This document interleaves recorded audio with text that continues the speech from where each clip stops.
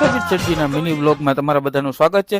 હું રેડી થઈને ઠાકોરજીના દર્શન કરી લઉં છું। આ બાજુ યુનિવર્સિટીનો એક અલગ જ સ્વેગ ચાલી રહ્યો હતો, પણ આપણે તો મોસંબીનો જ્યુસ પી નીકળી ગયા દુકાન જવા। દુકાન જઈને આપણે આપણું પેલું કામ સાફ સફાઈ અને લક્ષ્મીજીને દીવો કરી લીધો।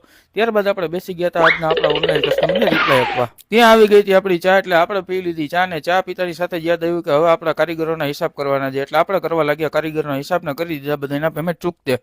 વાગી ગયા હતા 2 ને આપણે બેસી ગયા જમવા। જમીને જુનિયર શેઠજી લાગી ગયા હતા આજના આપણા રીલનું એડિટિંગનું કામ કરવા, અને આપણે સ્ટાર્ટ કરી દીધું આપણા રીસેલિંગના કસ્ટમરનું કામ। આજના રીસેલિંગના ઓર્ડર હતા આપણે ભાવનગર, જામનગર અને ભુજના। રીસેલિંગના પાર્સલ પેક કરતાની સાથે જ વાગી ગયા હતા 5 ને આવી ગઈ હતી ચા।